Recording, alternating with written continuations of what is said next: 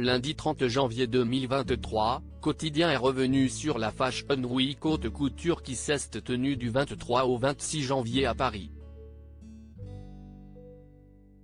Dans son transpi, Étienne Carbonnier partage des moments très drôles vus par les Parisiens. Et d'autres un peu plus amers avec Anna Wintour. La Fashion Week haute couture s'est tenue à Paris du 23 au 26 janvier 2023. Ce qui implique qu'une multitude de stars et de mannequins ont défilé aussi bien sur le podium que dans les rues de la capitale.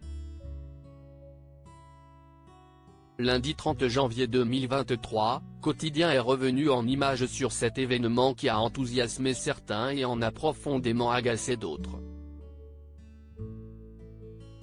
Dans son commentaire, le journaliste revient sur les célébrités qui se sont prêtées au jeu et ont accepté de répondre à quelques questions ou de sourire à la caméra. Si est encore très people. On a croisé Inès de la Fressange, Olivier Rousteing, Rossi de Palma, Kylie Jenner, ou encore Doja Cat, explique-t-il. Si la dernière leur a répondu chaleureusement, une autre femme bien connue de l'industrie de la mode n'a pas éprouvé la nécessité d'en faire autant. Une attitude qui a irrité Yann Barthès. Elle regarde, et ça ne vaut pas la peine. En fait on a discuté un peu avec Anna Wintour, toujours aussi colo celle-là, s'amuse Étienne Carbonnier. Alors qu'elle passe devant les caméras de Quotidien, la journaliste lui demande comment elle va. La rédactrice en chef de Vogue US regarde, mais ne répond pas. Reblote au retour lorsque la journaliste lui demande ce qu'elle a pensé du défilé, silence assourdissant. Une séquence assez surprenante, d'autant qu'elle répond, toujours dans le champ de la caméra, à une autre interlocutrice. Elle regarde, et ça ne vaut pas la peine en fait, relève le journaliste.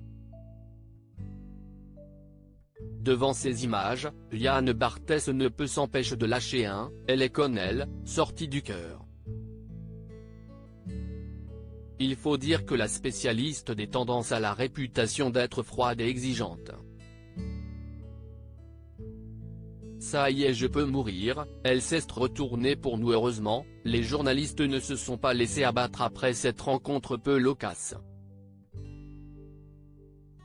Ils se sont amusés du défilé Victor et Rolf et ses robes à l'envers. Devant l'une des salles de défilé, ils ont également interviewé des passants sur leur style assez particulier et sur leur coiffure déjantée. Exit les stars, le trottoir des différents lieux a également été arpenté par les journalistes qui ont découvert qu'il s'agissait d'un véritable studio photo à ciel ouvert. Mais le clou de ce numéro de transpi, ce sont des jeunes filles qui ont décidé de commenter le défilé depuis les hauteurs, au micro de l'équipe de Yann Barthès. Ces dernières ont donné de la voix pour complimenter une série de looks, s'étonner sur d'autres, et manifester leur amour à Léna Marfouf et à Anna Tawai. Lesquelles ont levé la tête et les ont gratifiées d'un geste de la main et d'un sourire.